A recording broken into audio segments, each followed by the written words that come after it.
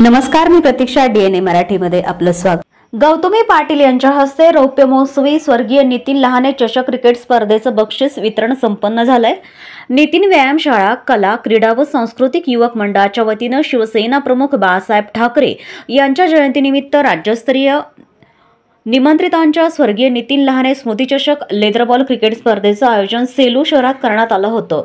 आज या स्पर्धेचे बक्षीस वितरण महाराष्ट्राची प्रसिद्ध नृत्यांगना गौतमी पाटील यांच्या प्रमुख उपस्थितीत संपन्न झालं. यावेळी माजी आमदार हरिभाऊ काका लहाने, डॉक्टर संजय रोडगे, मिलिंद सावंत, पोलीस निरीक्षक दीपक बोरसे, श्रीकांत विटेकर, पवन आडळकर, रणजीपट्टू संदीप लहाने, अविनाश शेरे, अभय लहाने, बाबा काटकर, रघुनाथ बागल, मनीष कदम यांच्यासह सर्व मान्यवरांची उपस्थिती होती. आज संपन्न झालेल्या सामन्याचे प्रथम पारितोषिक 2 लाख रोख रक्कम व फिरते चषक संभाजीनगर येथील टीमने पटकावलं, तर दुसरं पारितोषिक 1 लाख रुपये व कप देखील संभाजीनगर येथील यंग 11 या टीमनं पटकाविलं.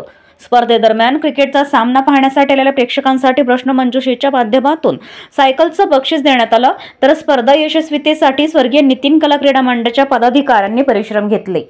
25 वर्षाचं सार्थक मला मिळालं असं मला हरकत नाही.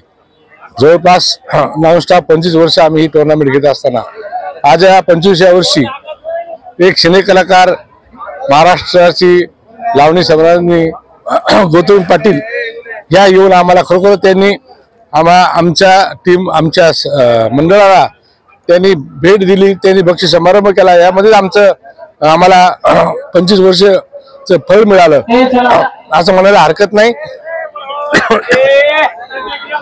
खरं म्हणजे स्पर्धा घेणं सोपी नाहीये. सर्व जनतेच्या आशीर्वादानं आमच्या येथील प्रेक्षक वर्ग, आम्हाला मदत करणारे माझे सर्व सहकारी यांच्यामुळेच ही स्पर्धा आम्ही सातत्याने घेत आलेलो आहोत.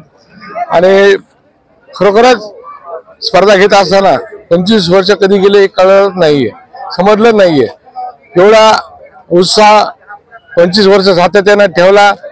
आपण सर्वांनी जो आम्हाला प्रसिद्धीमध्ये आणलं, आपलं सर्वांचं सहकार्य आम्हाला लाभलं. भविष्यामध्ये सुद्धा ही टुर्नामेंट सारखी चालू राहावी. जनतेला वाटत असेल की आता ही 25 वर्ष संपलं, टुर्नामेंट बंद होईल, तर ही टुर्नामेंट मी जरी आज वयाने मोठा झाला जरी राहिला वाटलो तरी माझा मुलगा संदीप हा आता सक्षम झालेला आहे हे टुर्नामेंट घेण्यासाठी. आणि मी एक वडील रूपी आशीर्वादाच्या रूपाने त्या पाठीमागे सतत राहील. माझे सहकारी सुद्धा त्याच्या पाठीमागे उभा राहतील आणि ही स्पर्धा आम्ही परत पुढच्या वर्षी भरू. प्रतिनिधी बालाजी कांबळे, DNA मराठी, परभणी.